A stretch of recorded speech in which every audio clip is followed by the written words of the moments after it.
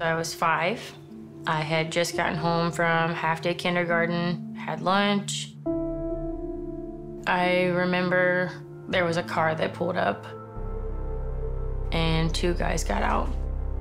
And they said, "Hey, I need to talk to your mom." Next thing you know, Stacy comes running out of the house.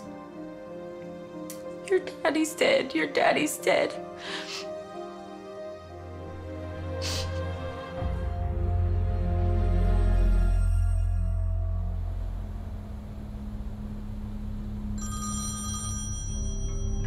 I remember when I got to the phone and they said, your brother's been fatally shot. And I remember thinking, so is he dead? Because the fatal, it didn't register for a minute. Nothing can prepare you for that. I remember thinking, like, how is that possible? That my dad's not coming home.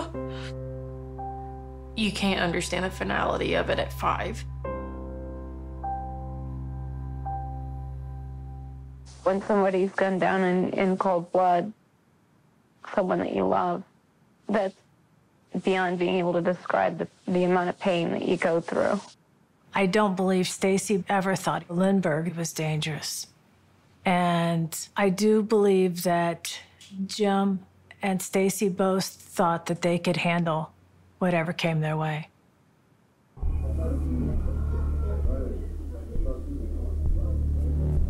It wasn't until after James Lindbergh's death that people realized just how obsessed with Stacy he was.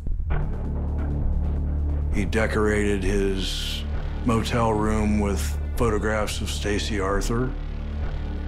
There was a calendar where he had circled all her photos and had a lot of that hanging around the room. We had found in the motel also that he had recorded many conversations and had many cassettes of these conversations in his possession. He had 31 tapes of all of these conversations that he had with Stacy Arthur. And they started to get a better picture of, you know, sort of the insane, intense jealousy that he has against James Arthur. One of those tapes was transcripted, and it reads, "This message is for Stacy Arthur. I want her to know that I'm in love with her." And that's not a good thing because she happened to be married at this time. Kind of goofs me up totally. And it hurts, and I'm in love with you. Just know, there you are, and here I am, and they're your husband. Lindbergh quit his job in October of '91, almost immediately after Stacy had left him the message about taking a break. His neighbors basically reported that he was acting a little bit unhinged and getting a little bit less predictable. It seems to me that he would, in his own logic, would think he'd have to kill James Arthur before he could get to Stacy. Like the catapult into madness. A crazy fan goes and kills your friend's husband, your sister playmate, or like sisters. It's like a sisterhood. It was very scary. If someone's capable of murder, they could murder you. The family and friends of James Allen Arthur. Deep inside of us, there is a feeling of loss and bewilderment. Death has come unexpected and under tragic circumstances. Everything was taken from me that day. My dad physically was taken from me, but my brother was never the same. My sister was never the same. Stacy was never the same. Stacy was just devastated, as we all were. Stacy lost the love of her life. She lost her confidant, her lover, her supporter, her everything. She was 23 when my dad died. I can't imagine having 3 children at 23 and dealing with the trauma that she was dealing with all of this. Like, I can't even begin to wrap my mind around it.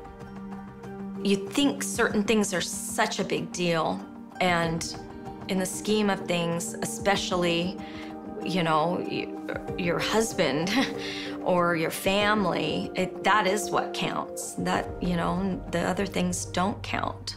And she learned that the hard way. So, you know, after Jim's death, it's just this downward spiral. She says that she was sexually assaulted by 3 bodyguards at the mansion. Those bodyguards say that it was consensual. She sees Plejboj as negligent and as using women for promoting their business, but not taking care of their safety, and obviously the safety of her family around her.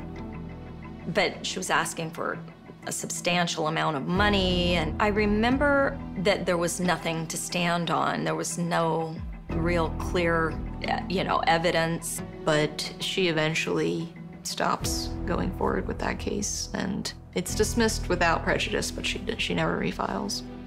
This is really the beginning of the end between Stacy and Plejboj. Plejboj handles tragedies by burying them and not acknowledging them. Plejboj cut Stacy Arthur off, and it was as if she'd never existed. When I look at Stacy and how she was positioned, to me, as somebody who worked for Plejboj, I see that as she was a definite front runner for Playmate of the Year. And it's shocking that she didn't get it. And that's the only reason I can think of, is they were trying to distance themselves and not bring any more attention to the tragedy. She had received all this attention because of this horrible tragedy. She had essentially given everything to Plejboj, and then they spurned her. All the dreams aren't necessarily what's really important. All that glitters isn't gold.